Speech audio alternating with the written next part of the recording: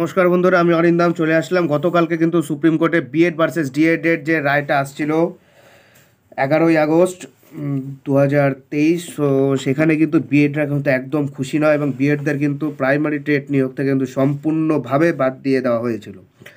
তার ভিত্তিতে তারা ক্লারিফিকেশান করা হয়েছে, ক্লারিফিকেশানটা করেছে যেন রায়টাকে যেন কোনো রকমভাবে ঘুরানো যায়, প্রাইমারিতে তাদের চান্স দেওয়ার কথা যায়। এবং সেই কথা অনুসারে কিন্তু গতকাল কিন্তু কেসটা উঠেছিল সুধাংশু ধৌলিয়ার ডিভিশন বেঞ্চে, বিচারপতি সুধাংশু ধৌলিয়ার ডিভিশন বেঞ্চে। সেখানে কিন্তু সারাদিনভর পুরো শুনানি হয়। তাদের বিএডদের সম্পূর্ণ কথা শুনে বিএডদের কিন্তু ডিসপোজ করে দিল। সম্ভবত 2018 সাল থেকে কিন্তু এখনও অর্ডার কপিটা বেরোয়নি।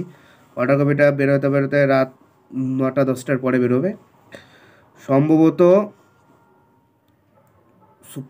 2018 সাল থেকে কিন্তু অর্ডারটা লাগু হয়ে যাবে। 2018 সাল থেকে অর্ডারটা যদি লাগু হয়, 16,500 যে প্রাইমারি যে হয়েছে পশ্চিমবঙ্গে, এটা নেওয়া হয়েছে 14 সালের ভিত্তিতে, সেখান তারও কিন্তু প্রভাব কিন্তু পড়তে পারে।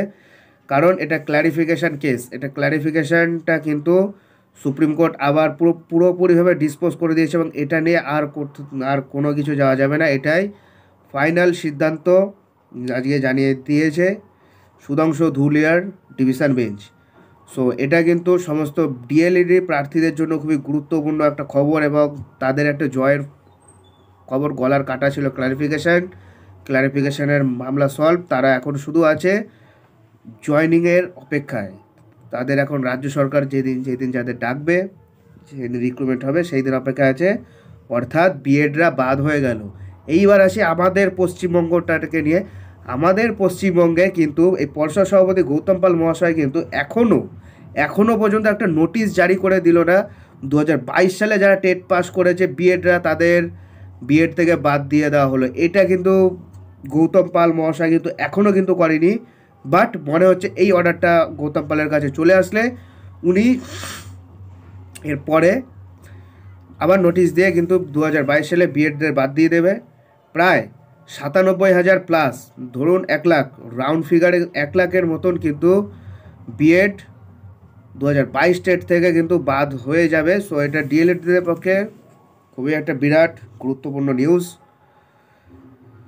সো বন্ধুরা, এটা হলো গিয়ে আজকেকার আপডেট। সো এরকম আপডেট যদি আপনারা কন্টিনিউয়াসলি পেতে চান, আমাদের চ্যানেল নিউজার অরিন্দমকে সাবস্ক্রাইব করে আমাদের পাশে থাকবেন। দেখা হচ্ছে পরের ভিডিওতে। ভালো থাকবেন সবাই। আর নিয়মটা যতটা সম্ভব 2018 সাল থেকে কিন্তু লাগু করা হবে এবং কেসটা পুরোপুরিভাবে ডিসপোজ করে দিয়েছে আজকে একটা শুনানিতে। আজকে 12 তারিখ কিন্তু